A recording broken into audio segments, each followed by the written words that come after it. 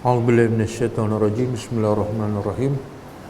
Alhamdulillahi rabbil alamin wassalatu wassalamu ala asyrafil anbiya'i wal mursalin wa ala alihi wa sahbihi ajmain. Okey, kita sambung tadabbur ayat-ayat dalam solat.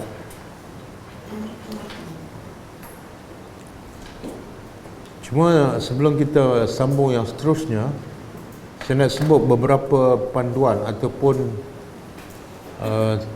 pengajaran yang kita sepatut ambil daripada surah Al-Fatihah.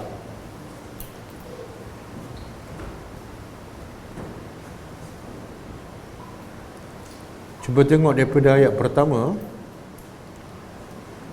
Alhamdulillah Rabbil Alamin, segala puji hanya milik Allah.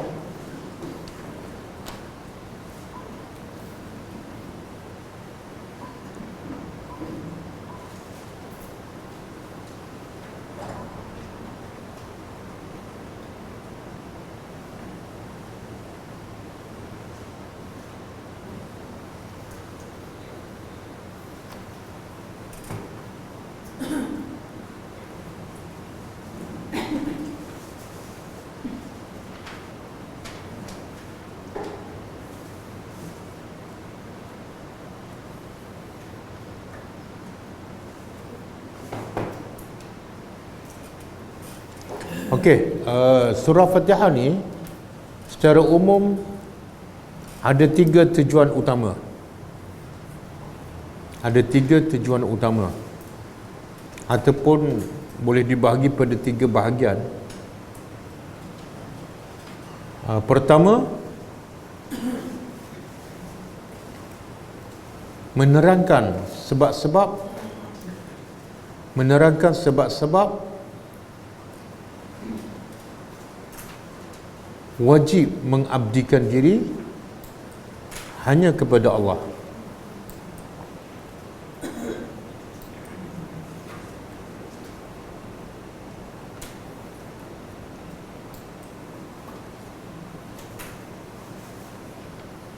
Okey, menerangkan sebab wajib mengabdikan diri hanya kepada Allah. Ayat mana tu? Tak, itu bukan sebab. Itu pengakuan. Sebab kalau saya tanya soalan, kenapa kena sembah Allah? Jawapannya sebab dia Alhamdulillahi Rabbil Alamin. Sebab dia Rabbul Alamin, segala puji hanya layak untuk dia. Sebab tu kena sembah. Sebab kedua Ar-Rahmanir Rahim. Dia bukan setakat memiliki segala-galanya, tapi dia pula bersifat penyayang lagi pemurah. Sebab ketiga lagi menunjukkan wajib sembah dia sahaja, iaitu Malik Yaum. Bila di akhirat besok dia satu je berkuasa dan kita akan menghadap dia, lagi menunjukkan wajib sembah dia sahaja. Boleh faham? Itu bahagian pertama, iaitu Allah nak terangkan sebab apa kena sembah dia. Jadi kalau sebab pertama sebab dia Rabbul Alamin kan. Sebab kedua penyayang lagi yang ketiga. Tiga sebab ni ada tak pada yang selain daripada Allah? Ada tak? Tak adalah. Kalau tak ada, makna yang lain tu semua tak layak disembah. Bahagian kedua, pertengahan. Yang tadi bahagian awal kan. Bahagian kedua iaitu pertengahan. Apa dia bahagian pertengahan Fatihah? Iaitu pengakuan seorang hamba yang hanya akan menyembah dan memohon pertolongan kepada Allah sahaja.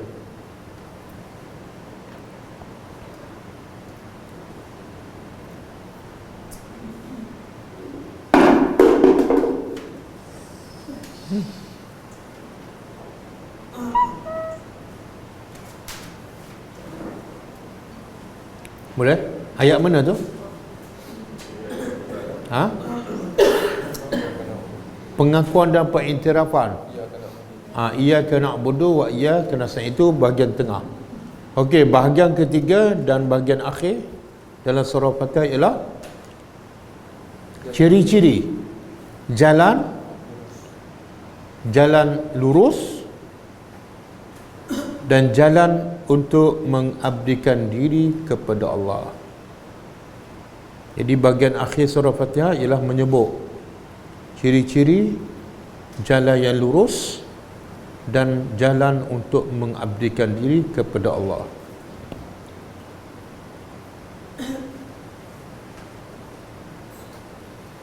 Jadi tiga-tiga bahagian ada kait mengait tak? Kan? Bahagian pertama, sebab apa kena sembah Allah. Bahagian kedua, dia tahu sebab, kena mengaku hanya pada Allah kita sembah. Bahagian ketiga, cara nak sembah Allah, iaitu dengan ilmu dan amal.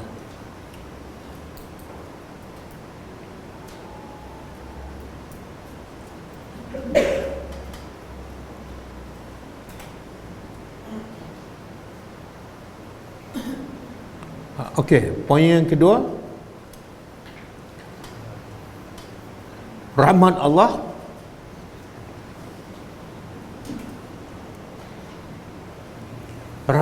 mendahului kemurkaannya.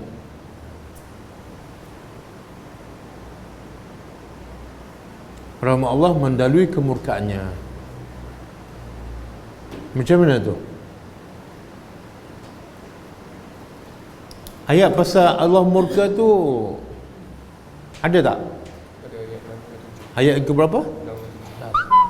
Tapi bila kita baca surah Fatihah keseluruhan dan kita faham, kita lebih rasa rahmat Allah ke lebih rasa kemurkaan Allah? Kan? Alhamdulillah, itu rahmat Allah Rabbil Alamin, rahmat Allah Ar-Rahmanir Rahim, rahmat Allah Malik Yaumiddin, rahmat Allah. Jadi menunjukkan rahmat Allah tu lebih luas dan mendahului kemurkaannya. Okey, poin ketiga, surah Fatihah menerangkan rukun beribadat kepada Allah, rukun beribadat kepada Allah dari segi hati.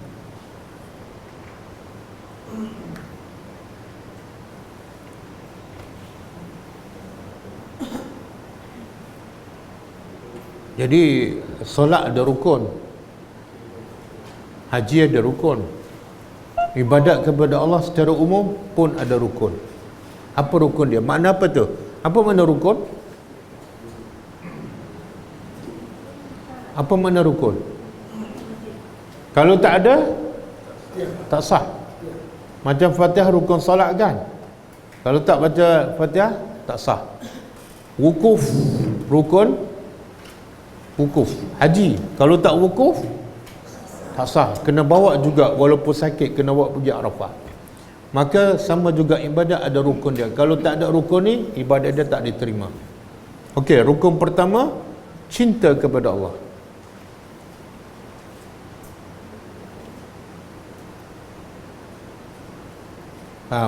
Melalui ayat Alhamdulillahirabbil alamin.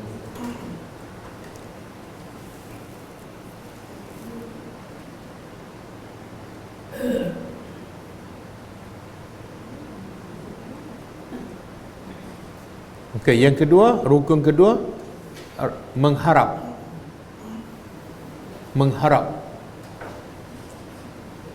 rahmat Allah melalui ayat Ar-Rahmanir Rahim.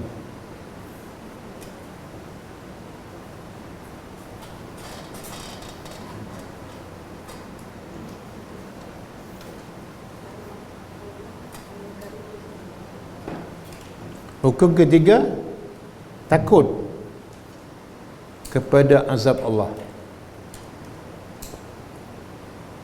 melalui ayat bukan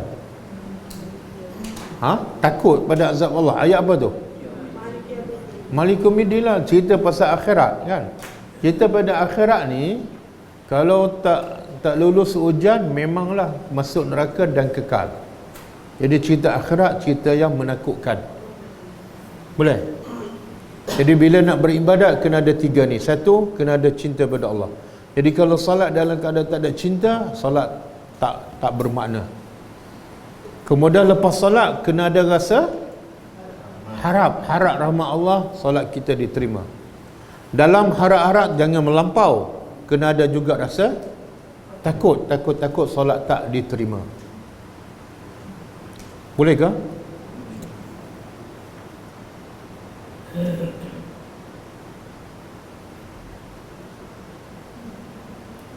Dalam surah Fatihah ada berapa nama Allah?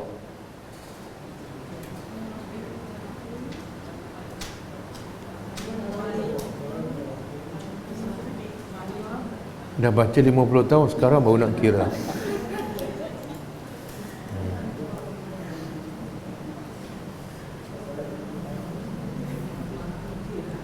Berapa? 3. Tak betul. Ar-Rahman, Ar-Rahim, Malik. Ar-Rahman, Ar-Rahim, Malik, Rabb. Lagi? 4. Ya Allah, terlupa nama yang paling besar, Allah. Jadi sebenarnya 5. Allah, Rabb, Ar-Rahman, Ar-Rahim, Malik. Dan kalau ada satu bacaan lagi, Malik, kan? Satu bacaan Malik Yaumiddin, satu lagi bacaan Malik Yaumiddin. Dua-dua tu nama Allah. Kalau ambil kira bacaan satu lagi, ada 6 semua nama Allah dalam surah Al-Fatihah.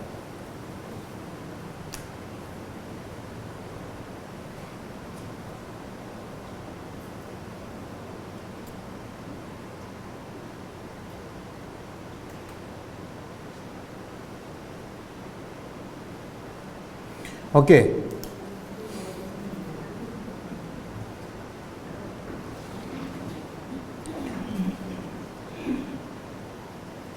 Dalam surah Fatihah, ini poin yang seterusnya.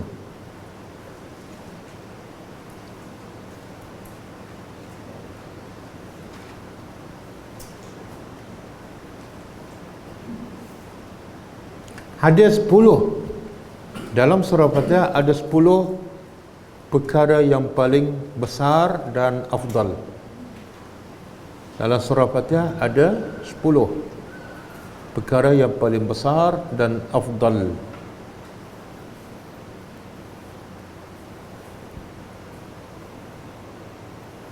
Pertama, nama Allah yang paling agung, nama Tuhan yang paling agung, iaitu Allah.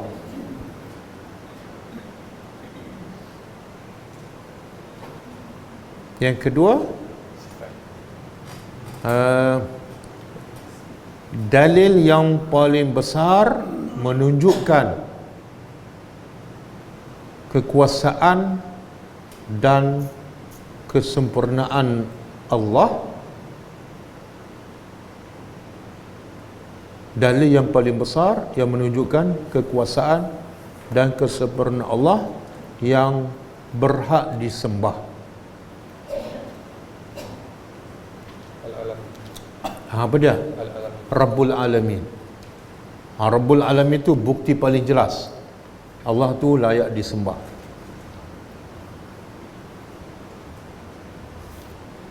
Yang keempat,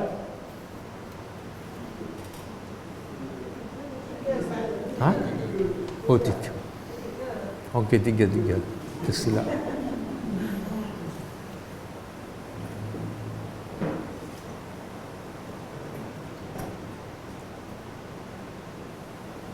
Sifat yang paling kuat, sifat yang paling kuat untuk manusia bergantung kepada Allah. Sifat yang paling kuat yang manusia perlu bergantung kepada Allah, iaitu Ar-Rahman ataupun Ar-Rahmat. Nak hidayah kena dapat rahmat Allah, nak masuk syurga pun kena dapat rahmat Allah. Jadi dengan rahmat Allah, kita lagi nak bergantung pada Allah. Okey, yang keempat,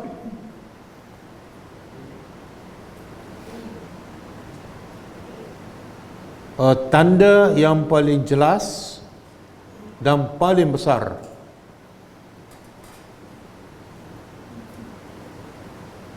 sifat rububiyah Allah, sifat rububiyah Allah yang lengkap.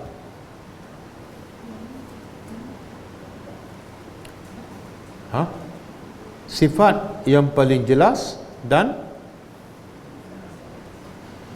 paling apa tadi? Paling besar, ia menunjukkan sifat rububiyah Allah yang lengkap. Apa dia? Mana bukti yang paling jelas menunjukkan Allah betul-betul berkuasa, Allah betul-betul sempurna? Ayat apa? Malikau. Kenapa? Rabbul Alamin tak berapa jelas. Walaupun dia bukti terbesar Allah tu hebat, tapi yang paling jelas tanda Allah berkuasa dan sempurna apa dia? Kenapa? Dia berkuasa pada hari itu, dia seorang. Sebab bila di akhirat besok, seorang tak boleh buat apa, bercakap pun tak boleh. Sekarang Allah berkuasa, tapi nampak tak manusia pun lawan dia, manusia pun berkuasa kan? Tak berapa jelas nampak. Okey, yang ke 5 kan, hari yang paling besar, hari yang paling besar apa dia? Malik Yaumiddin. Din tu nama lain bagi hari kiamat ni macam mana? Din. Tak, din sebenar maksud apa? Hari pembalasan lah. Kita mana lebih besar? Hari raya ke hari pembalasan? Hari apa?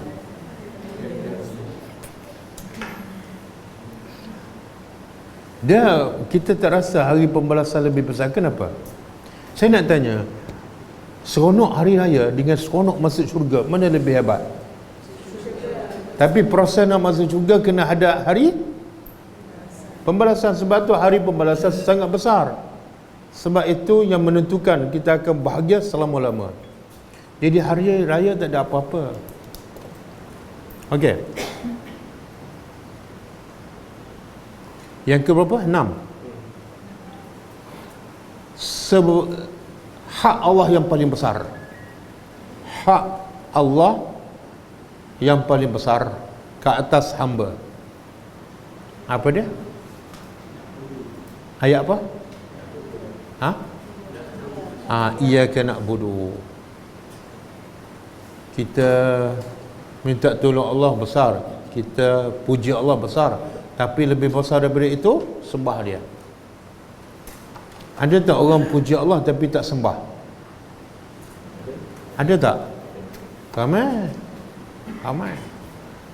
Kadang-kadang dia buat apa ni, filem tu laris, dia kata apa? Alhamdulillah, ini berkat doa ibu saya.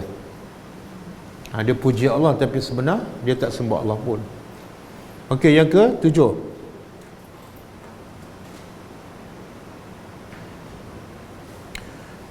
Sebesar-besar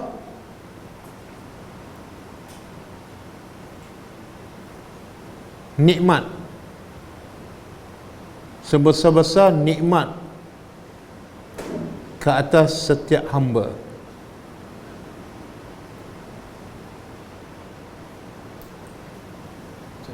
apa dia?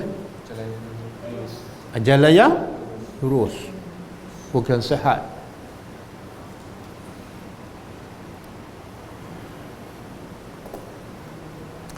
Kalau kita sakit kan, doktor kata saya nak bagi ubat,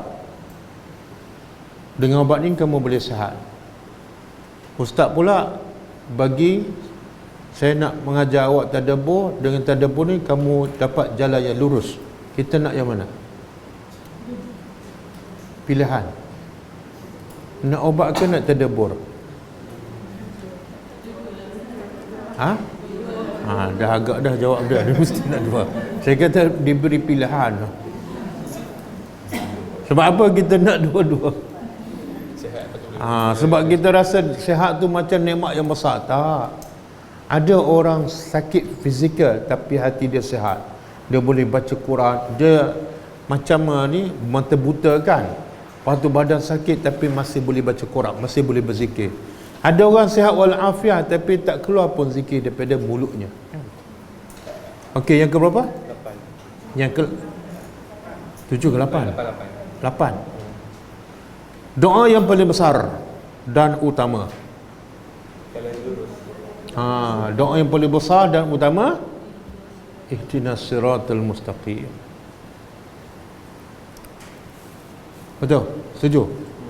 Tapi doa yang paling kerap orang Melayu baca apa? Rezeki. Jadi cakap tak serupa. Itu dia panggil al-maghdubi alaihim kan waladhdallin. Al-maghdub. Doa yang paling utama ihdinas siratal mustaqim. Yang ke-8. 9. Yang ke-9. Manusia yang paling afdal. Manusia yang paling afdal, manusia yang terbaik. Yang 4 ya. An'amta alaihim, allazina an'amta alaihim.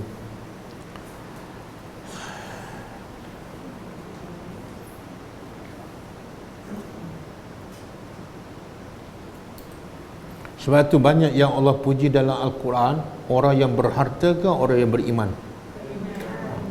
An'amta alaihim. Yang ke berapa? Yang ke-10.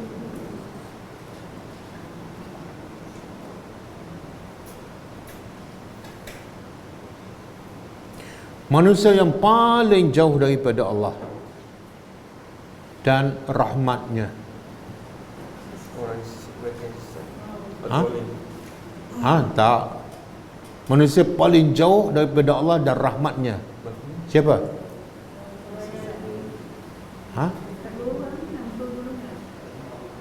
Paling jauh daripada Allah dan rahmatnya. Sesat jauh tapi ni paling al-maghdub lah. Bukan setakat jauh tapi dimurkai pula.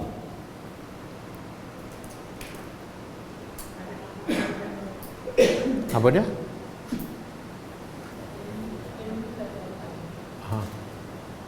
Okey, dalam surah Fatihah adab, Allah mengajar adab-adab berdoa.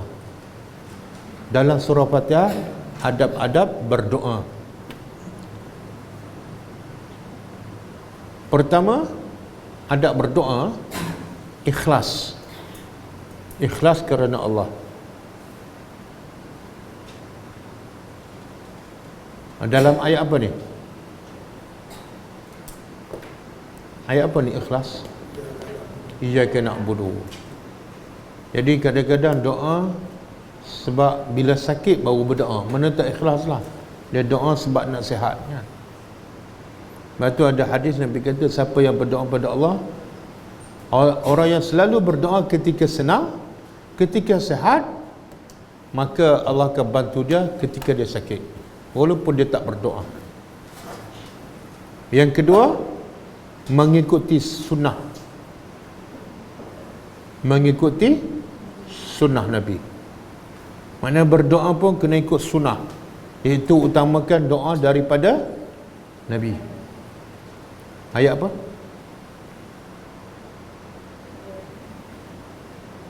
Apa? Ihdinas siratal mustaqim. Tunjuk kami jalan yang lurus. Jalan siapa? Para Nabi. Yang ketiga, mengulangi doa. Mengulangi doa.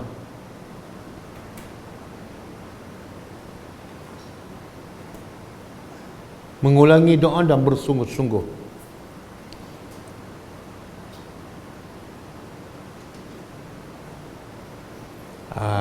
Dalam ayat mana ni? Adab berdoa kena ulang. Ha? Tak, doa sebenar ayat apa? Jadi di mana ulang? Nah, ulang tu 17 kali sehari. Betul tak? Benda yang sama tak kita minta? 17 kali ihdinas sirat. Tak ada doa lain. Jadi ada berdoa ulang doa yang sama dan penting.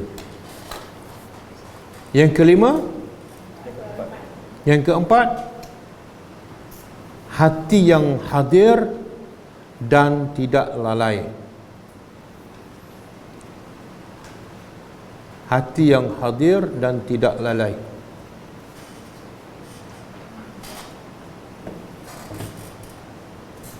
Yang keenam, yang kelima, tawassul dengan nama-nama dan sifat Allah. Itu dipanggil tawassul kan? Alhamdulillahirabbil alamin, arrahmanir rahim, maliki yaumiddin. Baru kita minta ihdinas siratal mustaqim. Tawassul dengan nama-nama dan sifat Allah. Yang keenam, tawassul dengan amal soleh. Tawassul dengan amal soleh. Di mana tu? Pernah dengar tak kisah 3 orang yang terperangkap dalam gua kan? Macam mana dia boleh keluar daripada gua tu? Menggunakan apa yang dia buat sebelum. Dia berdoa dengan bertawassul melalui amal solehnya. Sebenarnya kita ikut kaedah tu. Kita berdoa dalam surah Fatihah dengan bertawassul melalui amal soleh kita. Kat mana tu? Kat mana? Doanya apa? Ihdinas siratal mustaqim kan? Itu doa. Tapi sebelum tu kita mengaku apa? Hanya kepada Engkau kami beribadat. Maksudnya dengan ibadat kami ni tunjuklah kami ke jalan yang lurus. Itu tawassul dengan amal soleh. Yang keberapa? Yang ketujuh. Penting doa ni. Ada adab ni. Doa untuk orang lain. Doa untuk orang lain.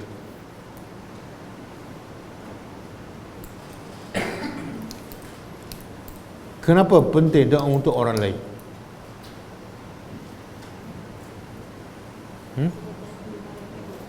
Kuat sikit. Tak.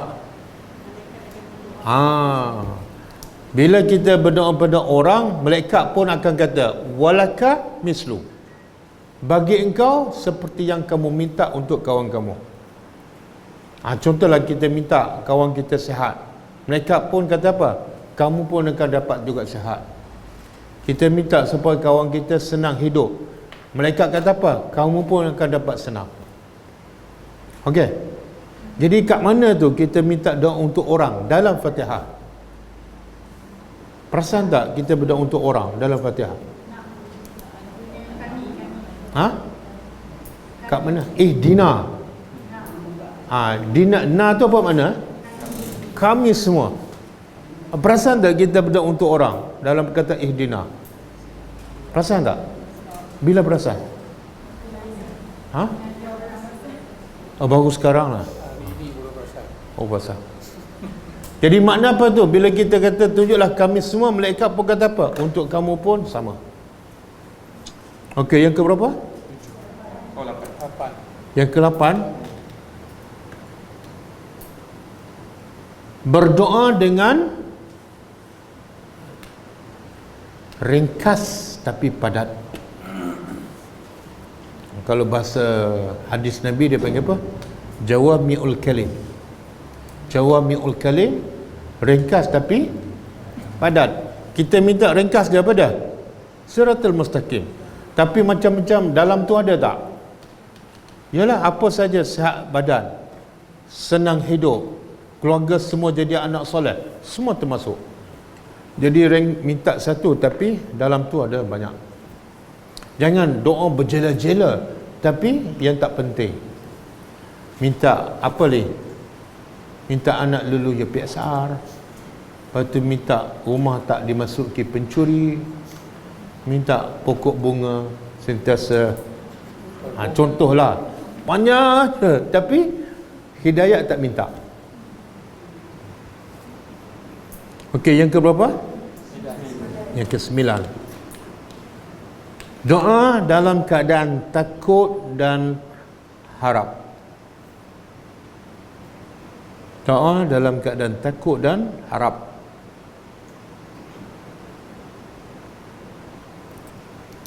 So, kalau doa dalam bersahaja kita terdapat Tak boleh. Doa dalam bersahaja tak boleh. Sebab apa? Tak cukup syarat dan tak beradab. Bila doa dalam bersahaja, mana tak bersungguh-sungguh. Jauh sekali daripada mengulangi doanya. Okey, doa dalam di antara takut dan harap. Kat mana tu? Masa kita minta ihdinas siratal mustaqim, ada rasa takut dan harap. Takut pada apa? Harap pada apa? Harap dapat siratal lazina an'amta alaihim. Takut apa? Takut al-maghdubi alaihim dan sebenarnya itu adab berdoa tu dalam keadaan takut dan harap. Ini doa Allah sebut. Cuba buka Al-Quran.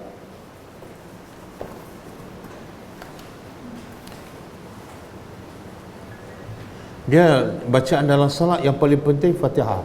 Jadi kita bagi betul-betul Fatihah. Yang lain tu zikir biasa-biasa je.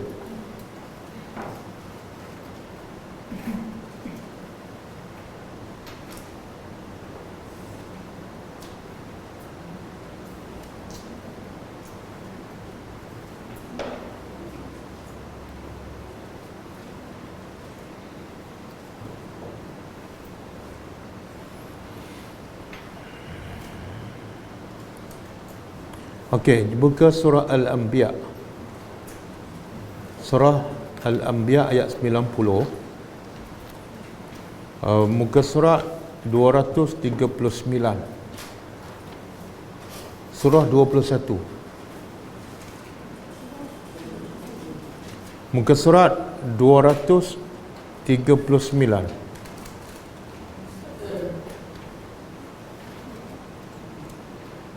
ke 300? Sorry, 329. Ke surat 329.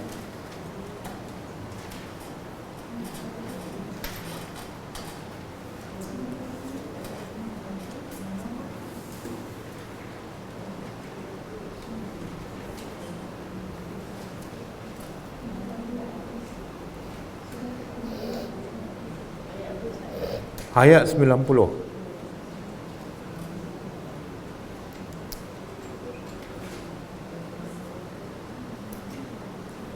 Tengok adab berdoa. Doa siapa ni? Nabi Zakaria. Cuba tengok ayat sebelum dia. Wa Zakaria iznada rabbahu Rabbi la tazarni fardan wa anta khairul warisin. Doa Nabi Zakaria dia kata apa? Rabbi, wahai Tuanku, la tazarni fardan. Jangan engkau biarkan aku berseorangan. Nabi Zakaria ada anak tak? Tak ada. Kemudian dia pula dah tua. Jadi doa dia apa dia? Minta anak. Subhanallah. Tapi dia minta anak untuk apa? Untuk diri dia ke untuk agama? Untuk agama. Sebab tu dia kata wa anta khairul warisin. Engkaulah sebaik-baik pemberi waris. Iaitu jadilah, jangan biar aku sorang-sorang, tak ada waris. Yang mewarisi apa ni? Yang akan mewarisi apa? Ilmu agama, bukan hartaku. Maka Allah makbul tak doa dia? Ayat 90. Fastajabna lahu. Lalu kami makbulkan doanya. Wa wahabna lahu Yahya. Lalu kami beri padanya Yahya, anak Zakaria kan, setelah dia tua. Kemudian wa aslahna lahu zaujahu. Isterinya asalnya mandul, tapi lepas dia berdoa, Allah buat apa? Aslahna, kami baiki isterinya. Apa maksud baiki? Kami hilangkan kemandulannya. Aslah ni islah, baiki. Tepuk Allah kata kami repair isteri dia. Tengok Apa ciri-ciri doa Zakaria sehingga Allah makbulkan? Baca selepas tu. Innahum kanu yusari'una fil khairat. Mereka ni sentiasa bersegera kepada kebaikan, kemudian wa yad'unana, dan mereka berdoa kepada kami dalam keadaan apa benda raghaban? Mengharap. Rahaba? Takut. Itu adab berdoa. Jadi kalau doa amin amin amin, ada harap dan takut tak? Tak ada. Kalau dia harap pun imam tu cepat-cepatlah sudah doa. Apa panjang-panjang ni? Wa kanu lana khashiin. Okey? Kita balik pada ni, adab berdoa.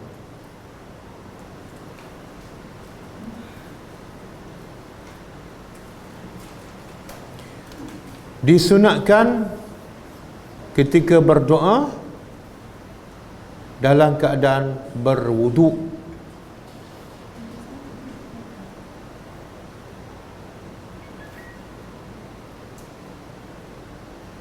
Dan lagi baik ketika dalam solat.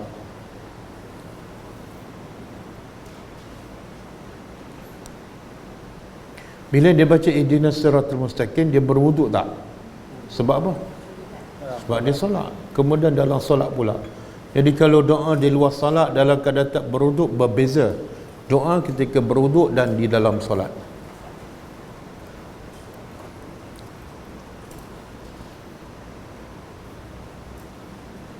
Okey, yang terakhir. Yang ke berapa? 12. Ha?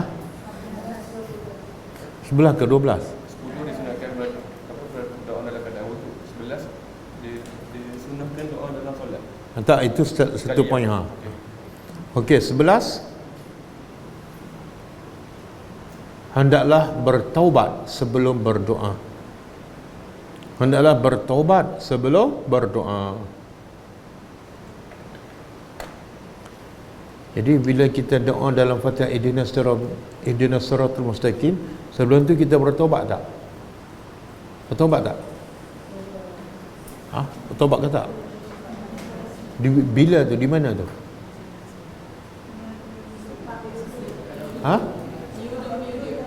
Ambil? Apa tu? Doa apa? Taubat?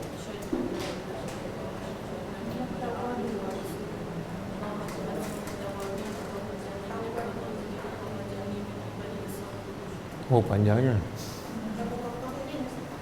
Okey, itu sebelum solat. Tapi dalam solat sendiri, sebelum kita minta ihdinas siratal mustaqim, kita dah bertaubat dalam solat. Doa iftitah. Kan kita belajar kelas lepas kan?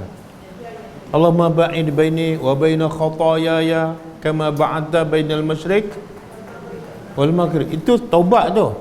Lepas tu barulah baca Fatihah dan ihdinas siratal mustaqim. Okey? Habis, cukup. Sebenarnya banyak lagi ni. Banyak lagi. Benda-benda yang kadang-kadang kita tak terfikir pun. Rahsia-rahsia Fatihah.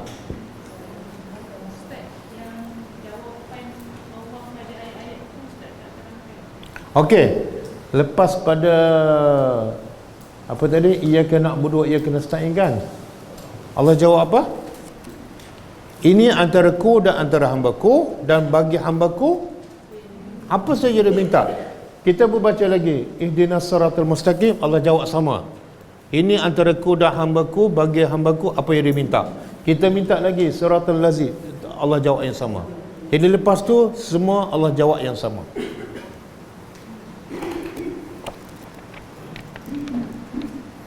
Okey, kita tengok buku ni. Lepas baca Fatihah, kita baca apa? Cuba tengok buku ni.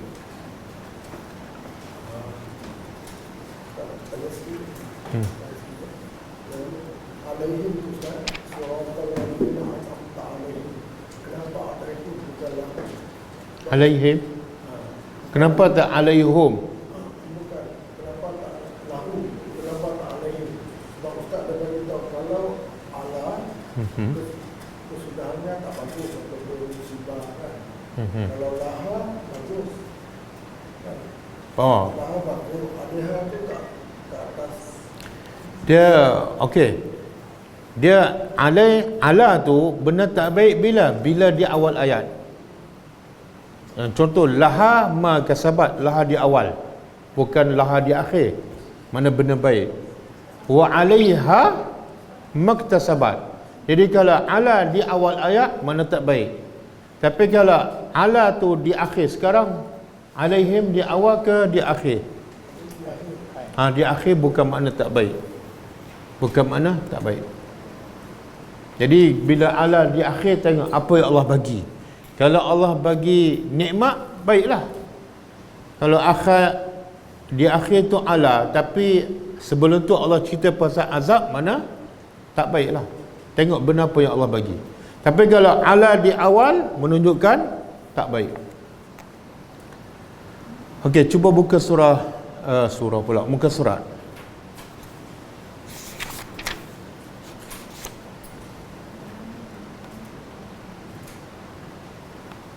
Muka surat 19.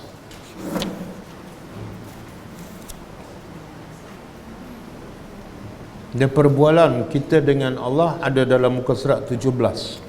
Boleh rujuk.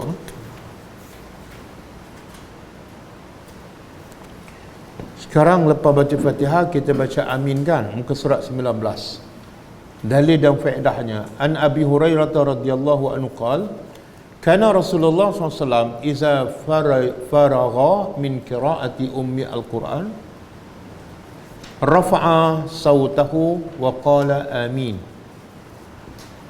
Apabila daripada Abu Hurairah radhiyallahu anhu telah berkata, adalah Rasulullah SAW apabila selesai membaca ummu al-Quran itu al-Fatihah, baginda mengangkat suaranya lalu berkata amin. Amin. Jangan panjang, jangan sabdu.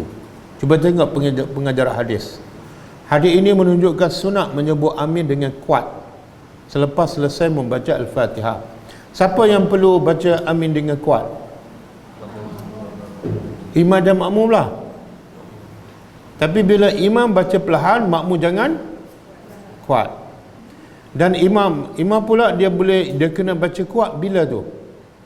Bila solat jahriyah, subuh, maghrib dan tapi kalau salat zuhur tak perlu kuatkan amin. Okey, nombor 2, dalam sebutan amin ada 2 cara sebutan. Pertama, panjang sekadar 2 harakat iaitu amin.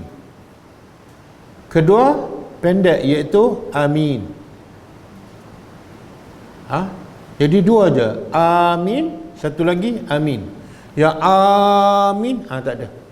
Banyak masjid amin. Banyak masjid. Ikutan kita bukan masjid. Amin tu pendek sini. Amin pendek. Amin dia sekadar 2 harakat. Amin. Dia sekadar 2 harakat. Sebab tu kalau kita solat di Masjidil Haram, di negara Arab, amin tak panjang. Kalau amin panjang, mana imam tu orang Melayu lah.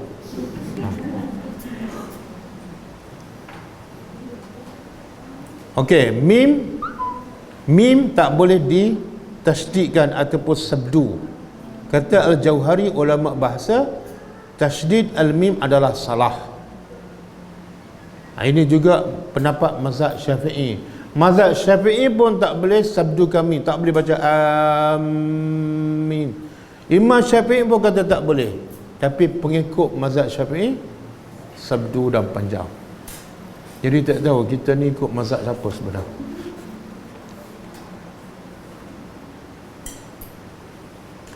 Apa makna amin? Perkenankanlah.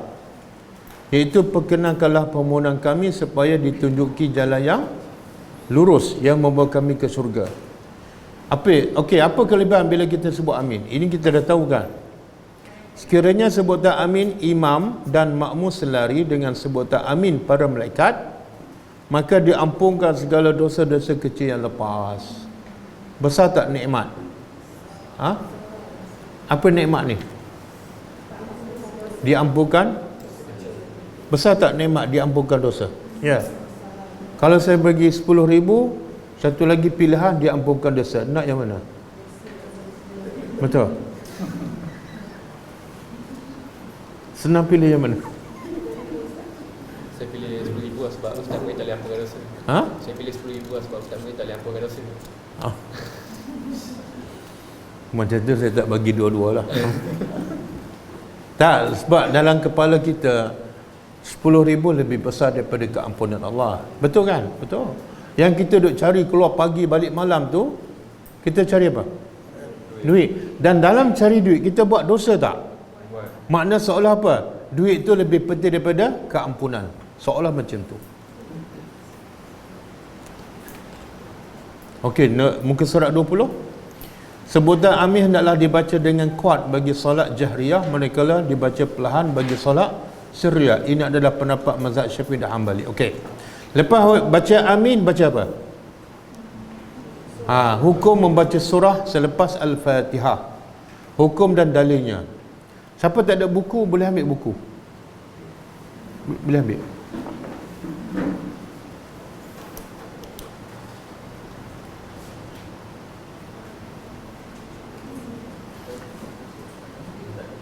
Siapa tak ada buku boleh ambil. Dan siapa ada duit boleh bayar. Dan siapa tak ada duit boleh ambil percuma. Okey.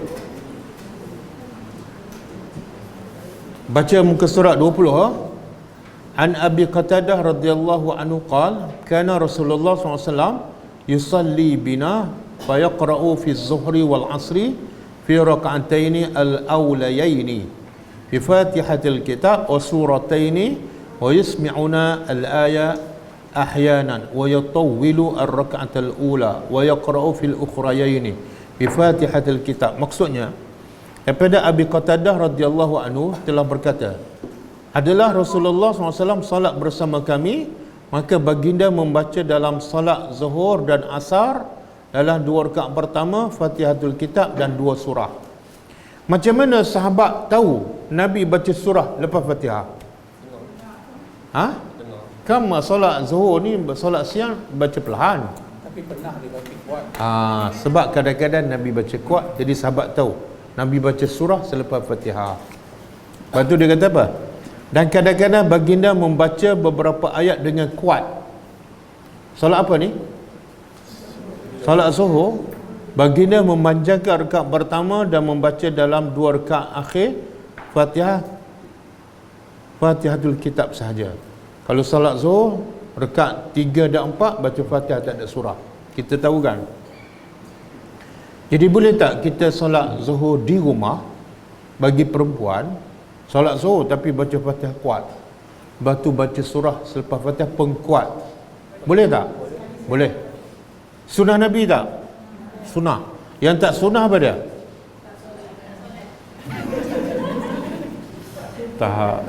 Jawapan salah. Yang tak sunnah ialah dia setiap kali solat zuhur baca kuat je. Itu tak sunnah.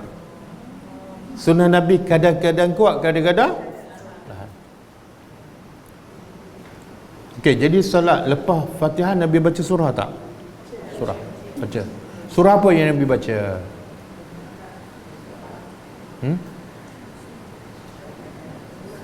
Kita nak tahu kan, sebab kita baca 3 kul je kan. Dia biasanya lepas Fatihah Nabi akan baca surah Mufassal. Pernah dengar tak surah Mufassal? Surah Mufassal ni surah yang faslun ni yang pendek-pendek. Surah yang ayat dia pendek-pendek. Dan surah Mufassal bermula daripada surah Al-Hujurat, sampai surah An-Nas. Semua tu dipanggil surah Mufassal yang Nabi selalu baca ketika salat fardu. Surah Mufassal bermula daripada surah Al-Hujurat sampai surah An-Nas.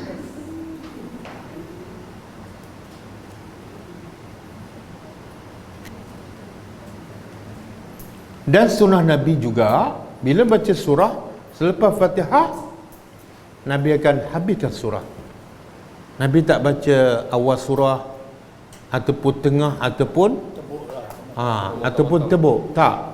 Nabi sunnah Nabi bila baca surah lengkap. Sebab apa? Sebab cerita tu tak akan lengkap kalau tak habis surah. Kita pun sama ikut sunnah Nabi, sentiasa lengkap sebab 3 kul je kan.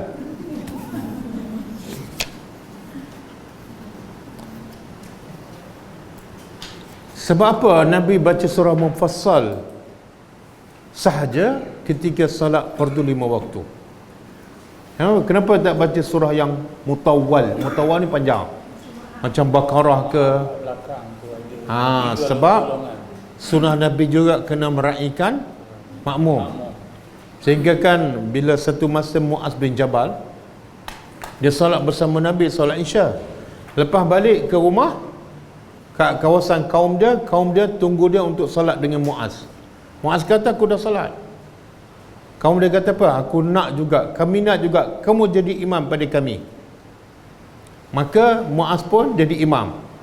Tapi bagi Muaz itu solat sunat lah, sebab yang fardu dia dah solat kan. Dan dia baca panjang. Bila baca panjang, Nabi tahu, Nabi tegur, wahai Muaz, adakah kamu ni pembuat fitnah, pembawa fitnah? Jadi Nabi tegur, baca panjang menjadi fitnah pada makmum. Boleh? Jadi jangan baca surah panjang-panjang bila kita jadi imam. Dan sunnah Nabi juga, imam tak boleh baca surah yang sama dalam masa yang lama. Itu bukan sunnah Nabi. Kenapa? Imam dia baca surah Asy-Syamsu wal-Lail, Asy-Syams wal-Lail. Dah 2 tahun macam tu.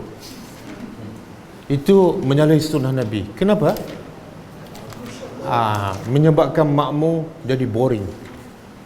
Makmum jadi boring. Sebab tujuan imam baca kuat supaya makmum dengar. Tapi kalau dengar benda yang sama, boring tak? Kita boring tak bila imam baca yang sama? Boring tak? Walaupun tak faham kan?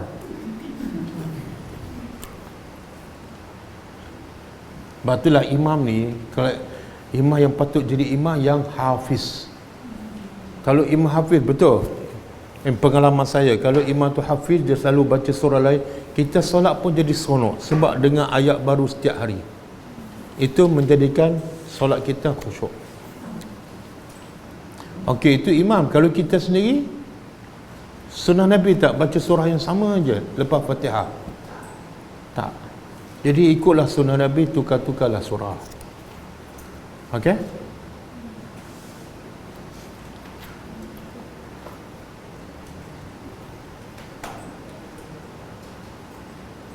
Dan Nabi panjangkan rakaat yang pertama lebih pada rakaat yang kedua. Kenapa?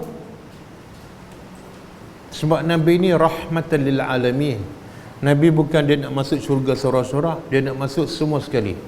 Jadi Nabi panjangkan rakaat pertama supaya apa? Nak bagi peluang makmum yang datang lewat tu sempat juga rakaat pertama.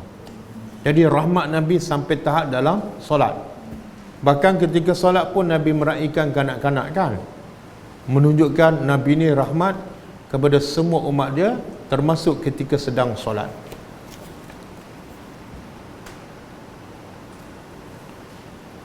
Okey, soalan, boleh tak kita baca surah, 2 surah dalam satu rakaat selepas Fatihah? Boleh. Boleh. Ada dalil?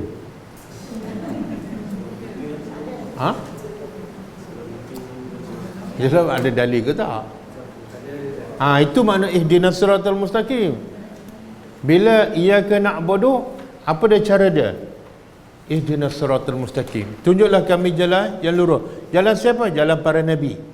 Jadi bila beribadat kena ikut cara Nabi.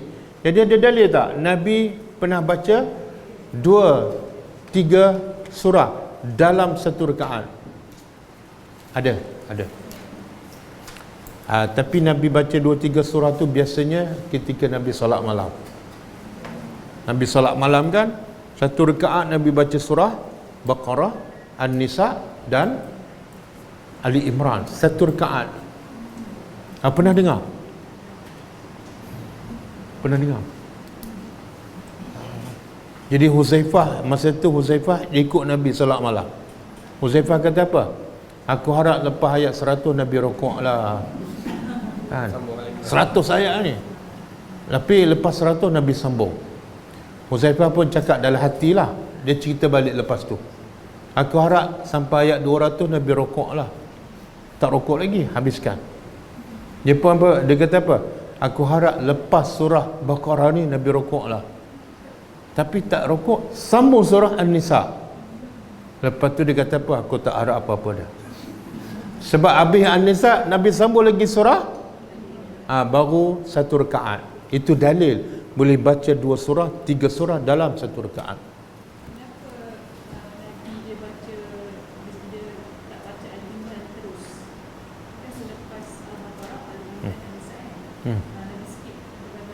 Itulah daripada hadis tu ulama mengatakan tak salah kita baca 2-3 surah dalam satu rakaat dan tak ikut tertib surah, tak salah.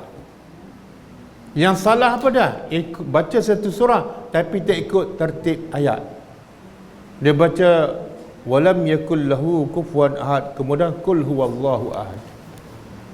Kalau baca macam contohnya surah Anbiya 1, tapi dibaca dulu, lepas tu rakaat kedua dia baca surah yang nombor 20.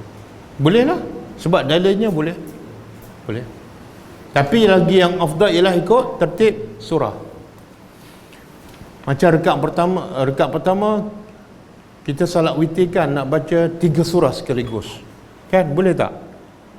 Apa dia? Al-Falaq, An-Nas, Al-Ikhlas. Tapi kena ikut, kalau yang terbaik ikut tertib. Baca surah apa dulu? Ikhlas dulu. Ikhlas, lepas tu Al-Falaq, lepas tu An-Nas. Ada seorang sahabat Nabi, dia jadi imam di Masjid Quba. Dia baca, lepas Fatihah dia baca Qul Huwallah. Lepas Qul Huwallah dia baca surah lain. Setiap kali rakaat lepas Fatihah dia baca Qul Huwallah, lepas Qul Huwallah dia baca surah lain. Maknanya satu, dia baca 2 surah ataupun 3 surah dalam setiap rakaat. Yang kedua, dia baca surah, mestinya baca surah Qul Huwallah. Lepas Fatihah Qul Huwallah, lepas Qul Huwallah baru baca surah lain. Jadi sahabat pertikaikan, kenapa kamu baca Qul Huwallah setiap kali rakaat? Dia jawab apa? Kalau kamu nak aku jadi imam, jangan banyak songeh. Kalau kamu nak cara kamu jadi imam. Sahabat kata, kami nak kamu jadi imam. Jadi bila diadu pada Rasulullah kata panggil dia. Nabi pun tanya, kenapa kamu setiap rakaat baca Qul Huwallah, lepas tu baca surah? Kenapa? Nabi ni adil, Nabi nak dengar sendiri daripada orang tu. Maka orang tu jawab apa? Sebab aku cinta pada maksud dalam surah Qul Huwallah. Sebab tu aku lepas waladdallin amin Qul Huwallah, waladdallin amin, sebab maksud surah Qul Huwallah sangat aku cinta, iaitu mengagungkan Allah, mentauhidkan Allah. Maka Nabi kata teruskan. Boleh Kita memang suka baca Qul Huwallah kan, cuma lepas Qul Huwallah tu tak ada surah lain dah.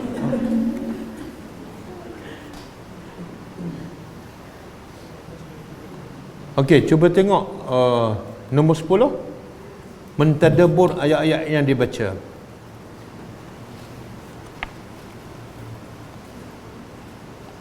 An Huzaifah radhiyallahu anhu qala Sallaitu ma'an Nabi SAW fama marrat bihi ayatul rahmatin illa waqafa indaha yas'al wala ayatu azabin illa ta'awwaza minha. Maksud dia, daripada Huzaifah radhiyallahu anhu telah berkata, aku telah salat bersama Nabi SAW, maka tidak ada ayat berkenaan dengan rahmat yang dibaca melainkan baginda berhenti sejenak serta memohon rahmat. Jadi kalau ayat tu cerita pasal nikmat, pasal rahmat, Nabi pun berhenti dan Nabi berdoa. Nabi baca apa? Ada ulama kata, Allahumma inni as'aluka rahmatak. Allahumma inni as'aluka rahmatak. Allahumma inni as'aluka rahmatak.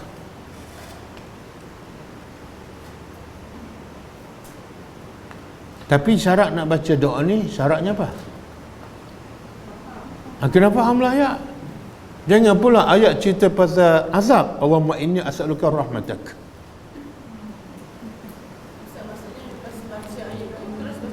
Ya.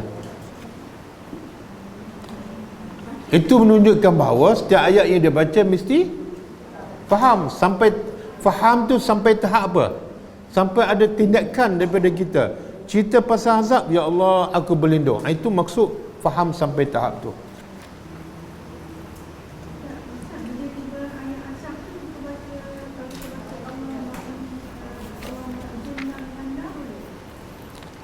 Boleh, ataupun a'udzubika minan nar, a'udzubika minan nar.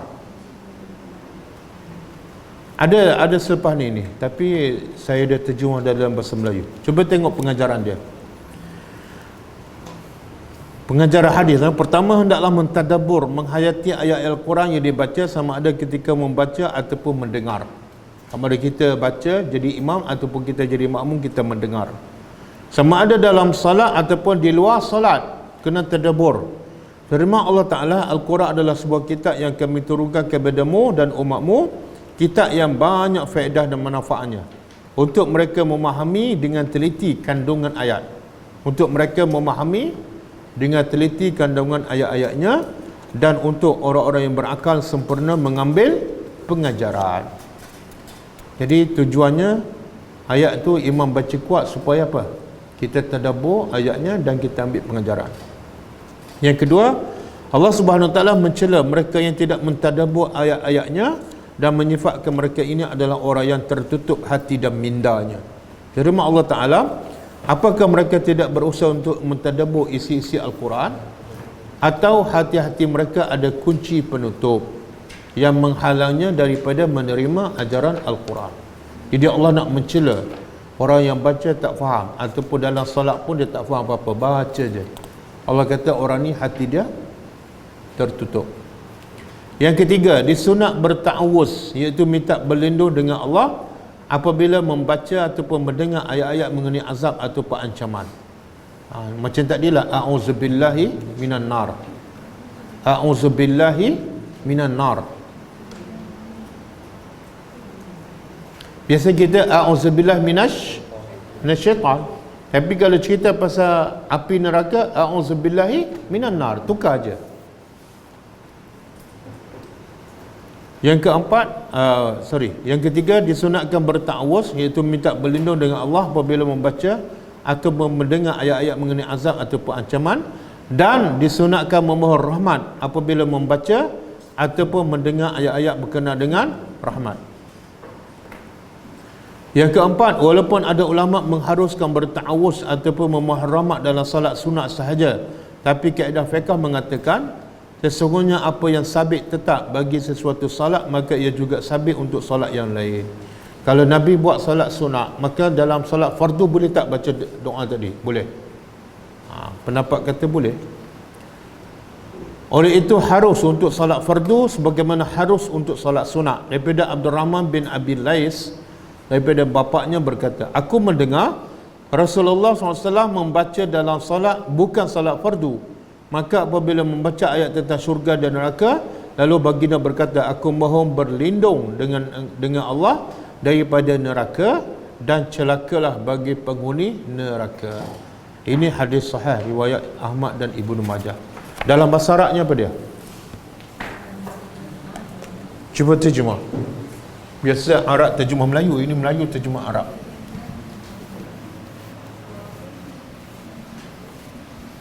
Ini bila ayat berkenaan dengan azab. Apa dia? Dia terjemah apa?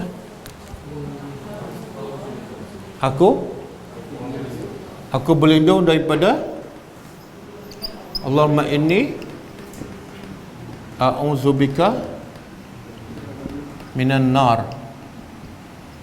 Lepas tu fawailun, maka celakalah, fawailun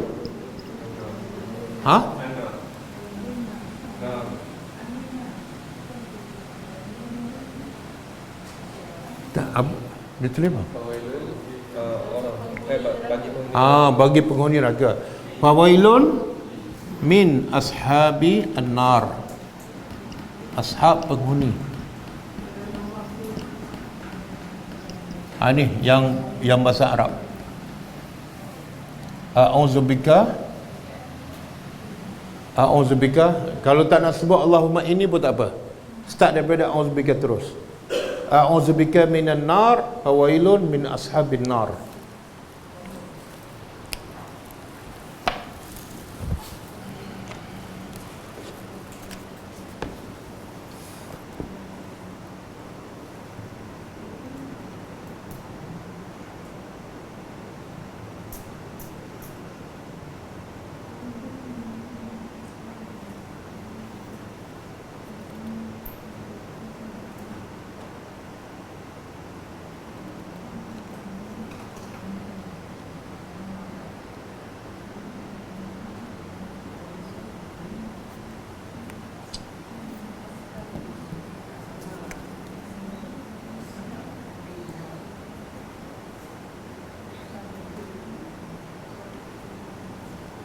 Boleh contoh imam baca apa? Ayat apa ni?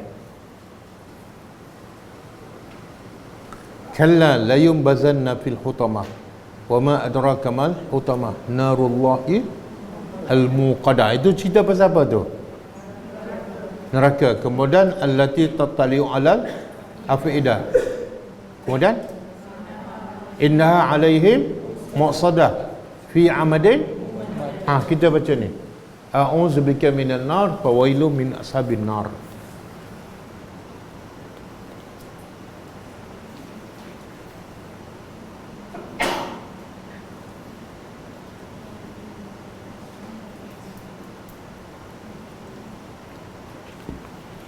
Okey, habis Lepas tu, lepas baca Fatihah kita baca surah. Lepas baca surah kita rukuk.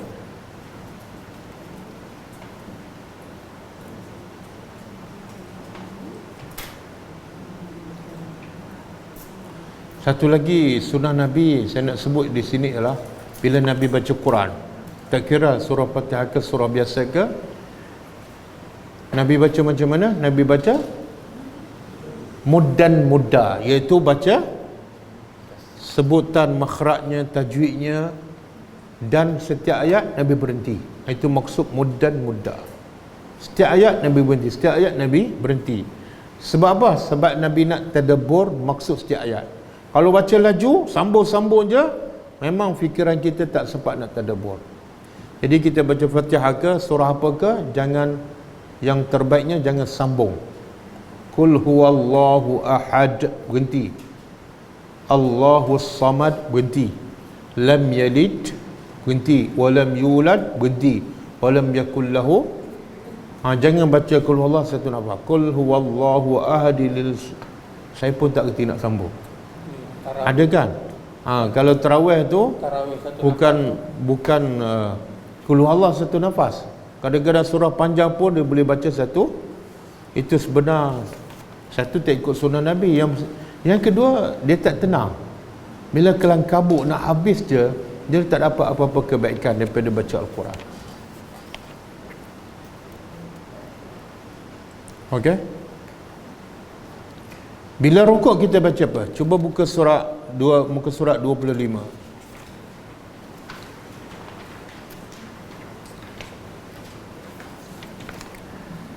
An Huzaifah qala sallaitu ma'an Nabi sallallahu alaihi wasallam fa kana yaqulu fi ruku'ihi subhana rabbiyal azim wa fi sujudihi subhana rabbiyal a'la. Daripada Huzaifah radhiyallahu anhu telah berkata, aku telah salat bersama Rasulullah SAW, lalu baginda membaca ketika rukuk subhana rabbiyal azim dan ketika sujud subhana rabbiyal a'la. Tapi yang kita baca ada tambahan tak? Wa bihamdi. Ada kan? Itu pun ada riwayat. Tapi kalau kita nak cepat, contohlah, ataupun imam dah bangun daripada sujud, jangan baca panjang, baca ringkas, subhana rabbiyal azim, cukup. Subhana rabbiyal a'la. Apa makna subhana rabbiyal azim? Maha suci Tuhanku yang maha agung. Tapi bila rukuk, bila sujud, bacaannya berbeza. Subhana rabbiyal. Kenapa? Bila kita kedudukan kita semakin rendah, iaitu sujud, maka sebutan pun berbeza, iaitu aku sujud pada Tuhan yang Maha Tinggi. Tapi bila kita rokok, menandakan kita hina di hadapan Tuhan yang Maha Agung. Kemudian yang kedua ni kita dah belajar kan.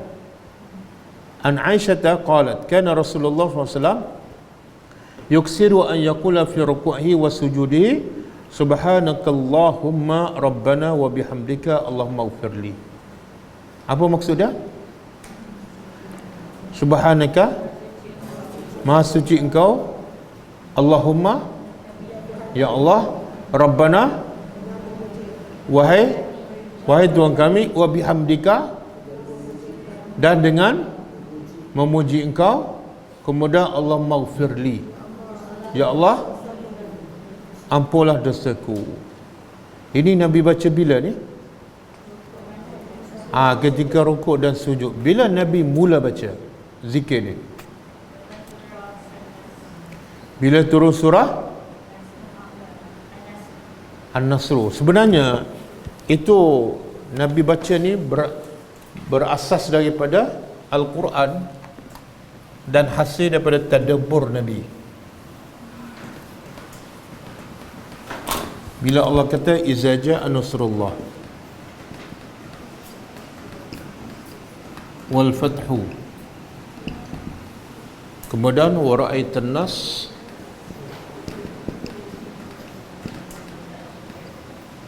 yadkhuluna fi dinillahi afwaja.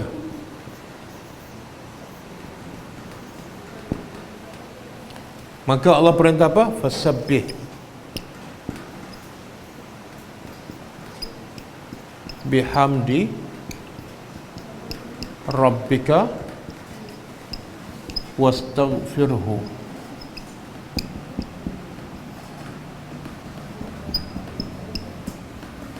Okey, cuba tengok.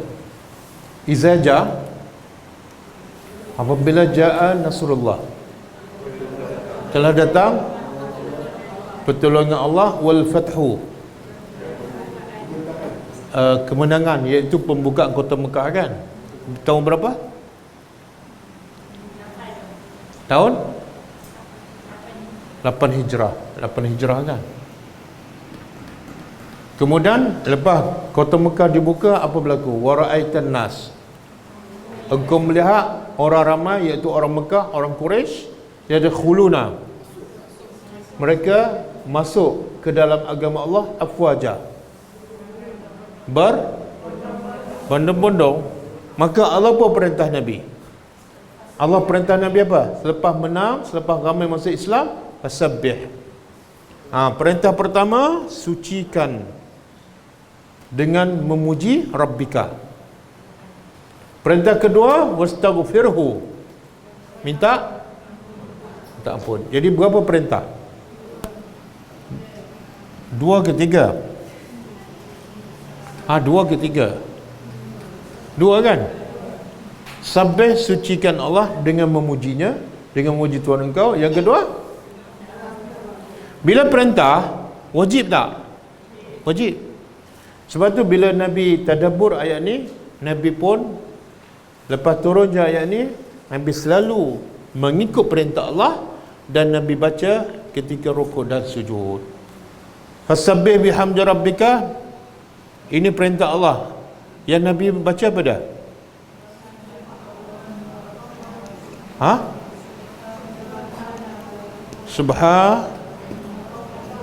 Fasabbih subhanakallahumma rabbana wa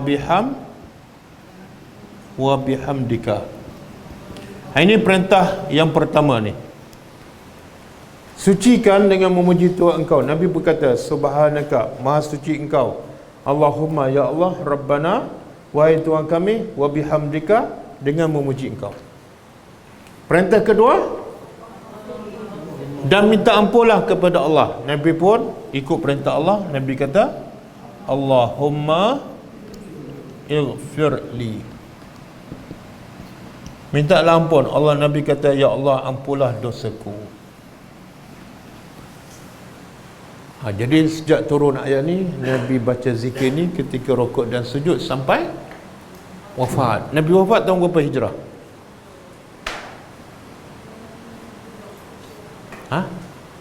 Tahun berapa? 10 hijrah.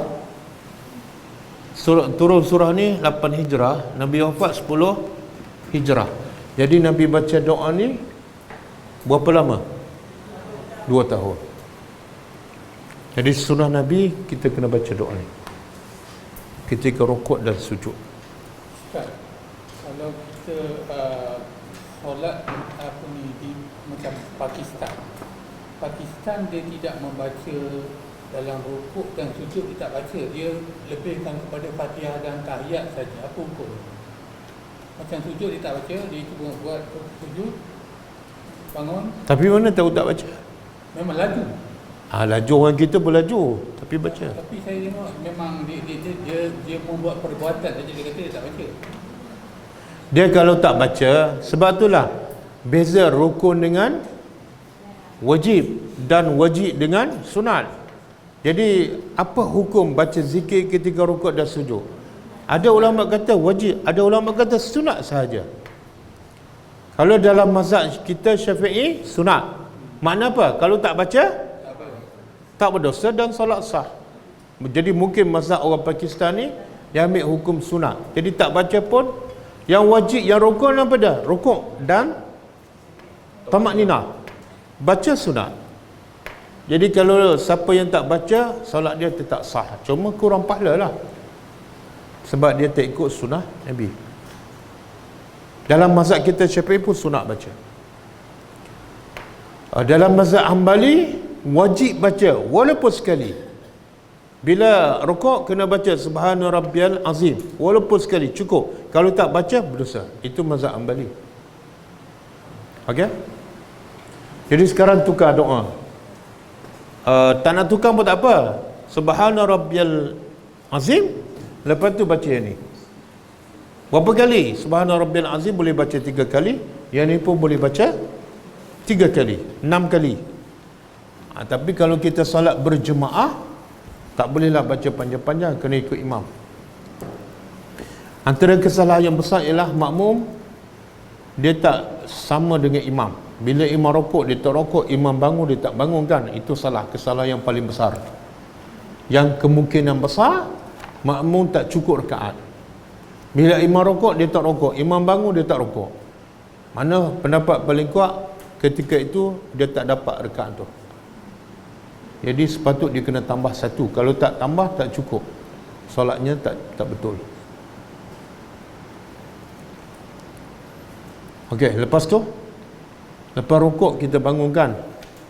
Apa bacaan selepas bangun daripada rukuk?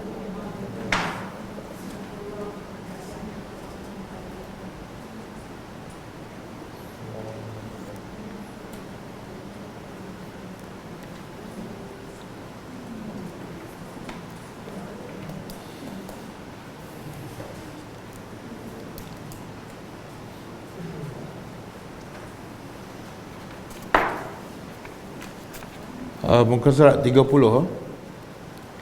Bacaan ketika berdiri daripada rukuk iaitu i'tidal.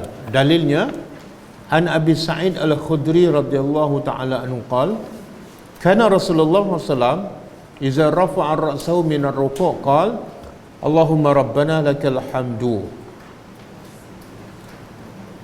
mil as-samawati wal ard wa mil'a ma syi'ta min syai'in ba'du.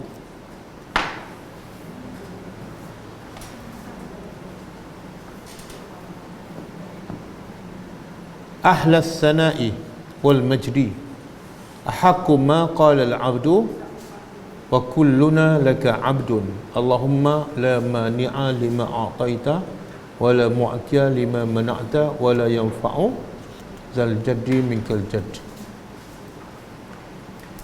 Kita biasa baca tak zikir ni masa i'tidal? Tak kan? Yang kita biasa baca Rabbana lakal hamdu.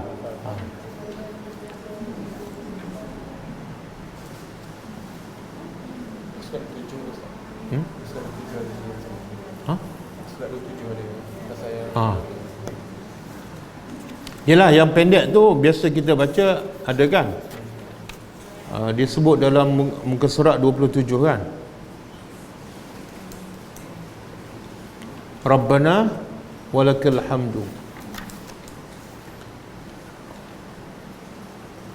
Tak apalah, kita tengok maksud dia. Kalau nak pahala lebih, hafal dan baca. Okey, cuba tengok. Allahumma Rabbana lakal hamdu. Ya Allah, Rabbana, wahai Tuhan kami, lakal hamdu, bagi Engkau segala. Itu pun kita kena faham. Bila kita kata bagi Engkau segala pujian, maksudnya apa? Maksudnya apa? Apa dia? Yalah, selain pada tu, bila Allah kata, bila kita cakap hanya Engkau layak dipuji, makna aku tak layak. Jadi kalau orang tak puji kita, jangan kecil hati, memang kamu tak layak pun. Tapi bila kita buat kebaikan, orang tak puji, kecil hati tak? Kecil hati tak? Kita bantu orang apa semua, lepas tu dia tak puji, dia tak sebut nama kita, yang sebut nama kawan kita. Okey tak? Kalau kita tak okey, kita ada sifat munafik. Sebab mulut kita kata apa? Hanya untuk Engkau segala pujian. Tengok-tengok orang tak puji kita, kita kecil hati. Okey. Kemudian mil'as samawati. Mil'a penuh. Mil'a penuh. As-samawat, langit-langit, wal ardi. Maksud apa tu? Penuh apa ni? Pujian yang patut diberi pada Engkau sepenuh langit dan bumi. Besar tak langit? Besar tak bumi? Maknanya kalau nak puji Allah, tak cukup lah 5 minit 10 minit kan? Tapi kita puji Allah sekejap, sikit je, itu pun tak menghayati. Kadang-kadang puji orang lebih daripada puji Allah.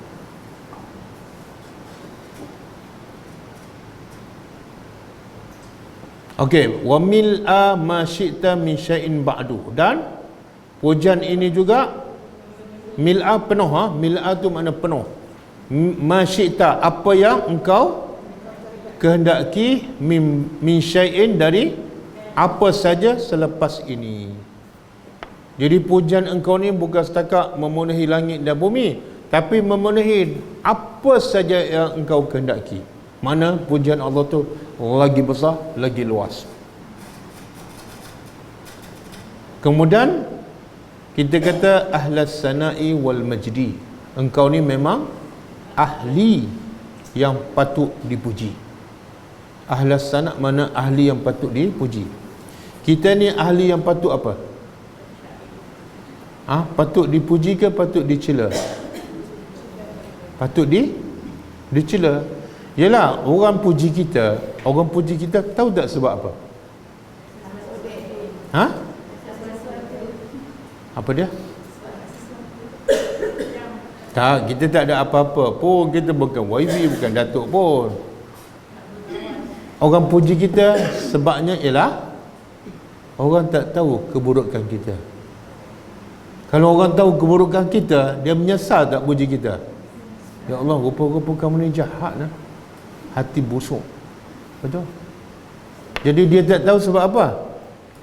Sebab rahmat Allah sembunyikan keburukan kita. Kalau manusia tahu keburukan kita, ya Allah, tak ada siapa puji sesiapa. Jadi yang ahli yang patut dipuji hanya Allah, wal majdi, dan dimuliakan. Kemudian ahaqqu ma qala al-abdu. Apa makna ahaqqu? Engkau lebih berhak apa yang dicakap oleh hamba. Faham? Apa maksud dia? Engkau lebih berhak apa yang dicakap oleh hamba. Makna hamba engkau yang paling berhak ialah puji engkau sahaja. Cakap pasal kebaikan engkau je. Tapi sekarang manusia banyak cakap kebaikan manusia ke kebaikan Allah. Mana manusia buat yang tak patut, yang tak layak. Kadang-kadang satu hari kita lupa nak zikir pada Allah kan. Tapi puji orang, puji anak, puji suami, puji bos kita, puji pemimpin kita, macam-macam. Kemudian wa kulluna laka abdun. Kulluna apa dia? Semua kita ni bagi engkau adalah hamba. Ada tak manusia yang bukan hamba Allah? Orang kafir hamba Allah tak? Hamba Allah.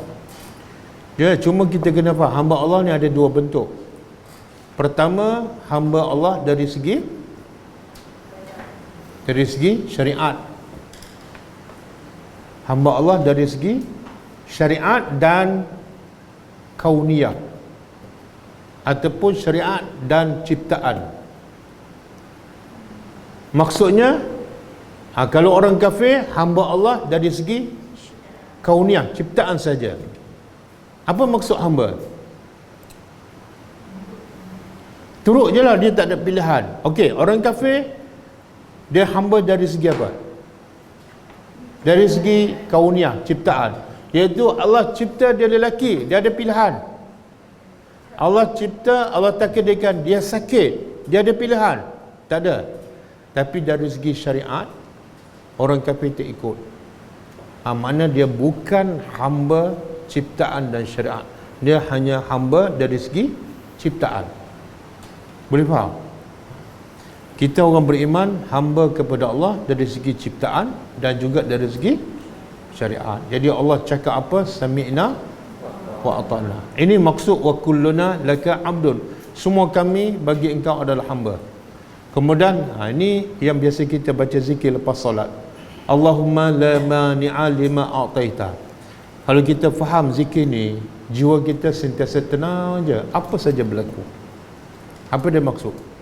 Ya Allah, la mani'a, tidak ada penghalang, lima a'taita, apa yang engkau. Ayat ringkas dia. Ini dipanggil jawami'ul kalim. Ayat ringkas tapi padat. Apa maksud dia?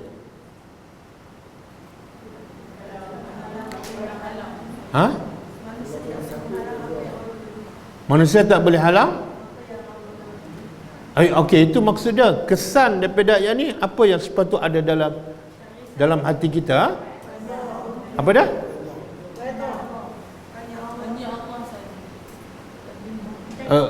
Kesan dari segi perasaan ke tindakan.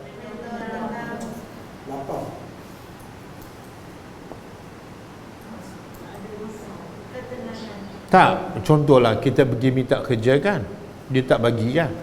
Minta kali kedua tak bagi, minta tempat lain pun tak bagi. Jiwa kita orang beriman rasa apa? Tenang. Kenapa tenang?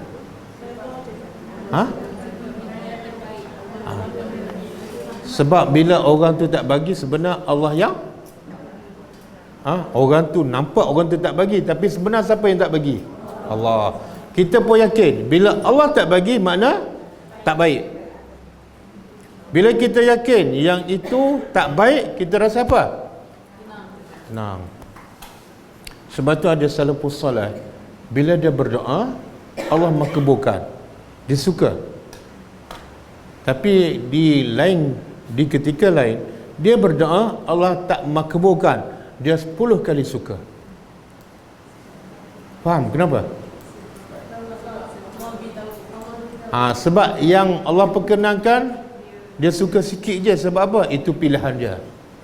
Tapi yang Allah tak perkenankan, itu pilihan, itu dia lagi suka. Sebab dia tahu pilihan Allah lagi baik. Boleh faham? Okey ke? Kalau kita tak dapat anak, 5 tahun tak dapat anak, rasa tenang ke rasa gelisah? Susah nak cakap ustaz, sebab saya dah dapat anak. Buat contoh lain lah. Kita nak anak kita berjaya, jadi anak yang soleh, qurrata ayun kan. Macam-macam kita buat. Dah 5 tahun, 10 tahun tak jadi juga. Apa perasaan kita? Sedih ke, kecewa ke, tenang je. Kenapa sedih? Ha? Kenapa sedih? Bukankah anak kita dah usaha kan? Anak kita tak nak. Bukankah itu dengan izin Allah berlaku? Bila dengan izin Allah, kalau kita sedih, bukankah bermakna kita tak setuju dengan Allah? Itu macam mana? Soalan yang tidak ada jawapan.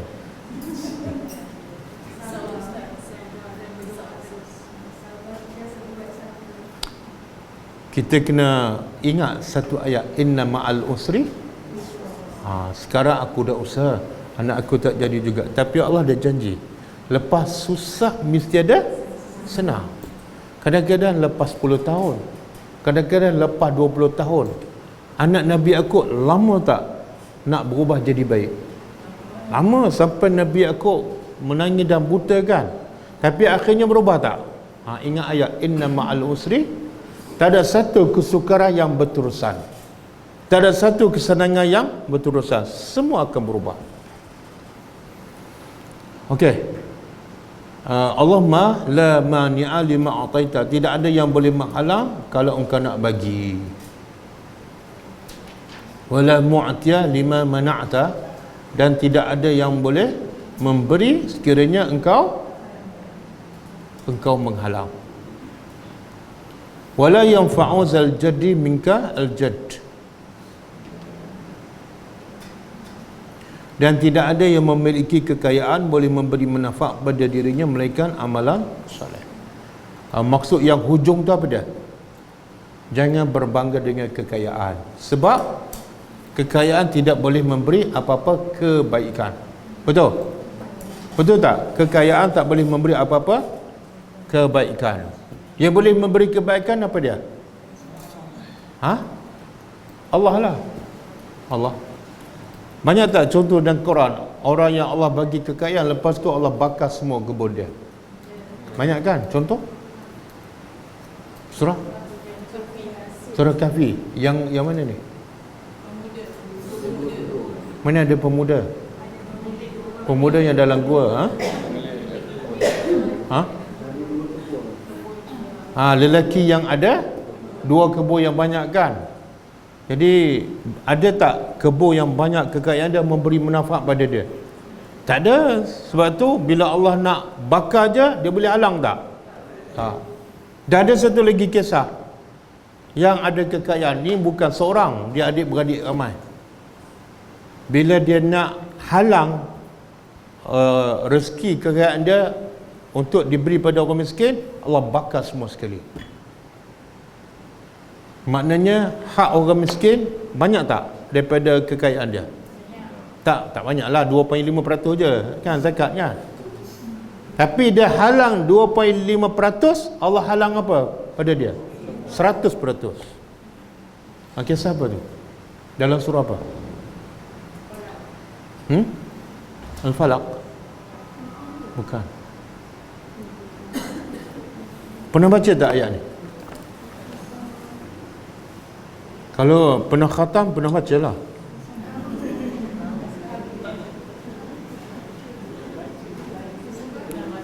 Surah apa?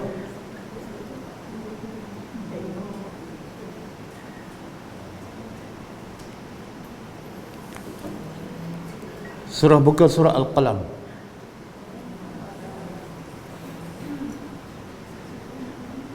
Surah Al-Qalam.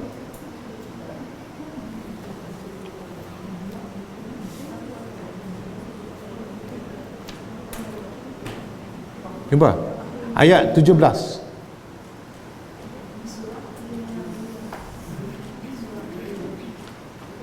Kita tutup dengan kisah ni, tapi saya tak nak cerita. Cuba baca sendiri terjemahan daripada ayat 17 sampai Al-Qalam. Al-Qalam, qalam, pena. Surah 68, muka surat 565. Muka surat 565. Baca daripada ayat 17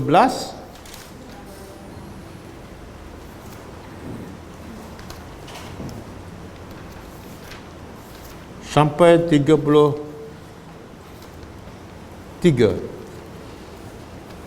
Baca, dia dalam bentuk cerita. Baca terjemahan ayat 17 sampai 33.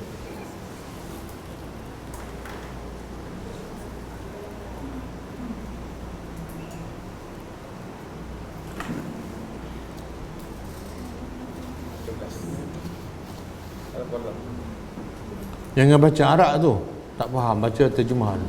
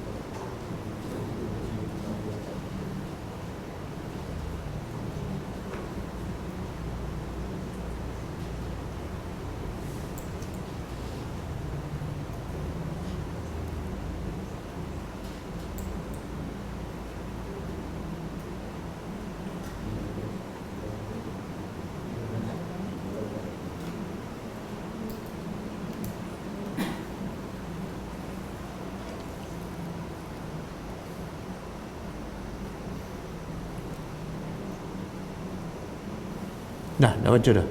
Boleh faham? Faham tak? Boleh faham? Baca dah.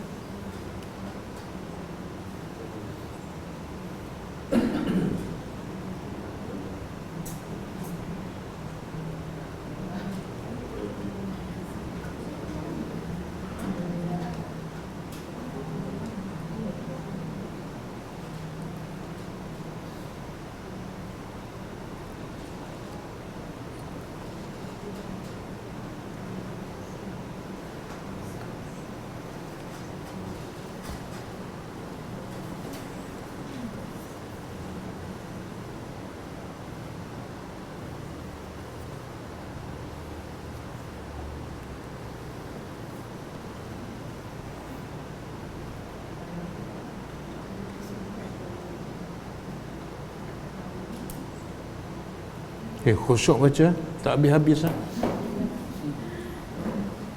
Dah faham ah? Boleh faham? Boleh ke tak? Boleh faham ah? Siapa boleh cerita seorang?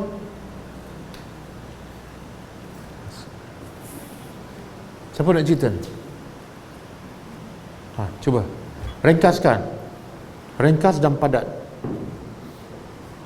Yang paling penting dia pengajaran dia. Sebenarnya cerita ni menghuraikan maksud wala yanfa'u zal jaddi minka al jaddu. Kekayaan itu tidak boleh memberi manfaat apa-apa pada orang yang memiliki kekayaan. Contoh cerita tu. Cuma nak kalau boleh keluarkan apa pengajaran daripada kisah tu.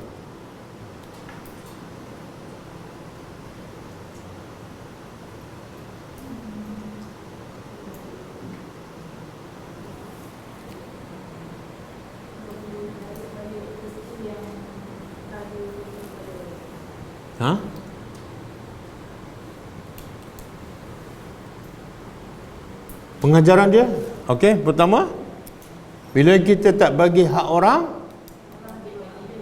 Allah tarik. Kita tak bagi hak orang sikit, tapi Allah tarik hak kita. Jangan. Jadi jangan tak bagi hak orang. Kita kedekut yang sikit, tapi Allah ambil yang banyak.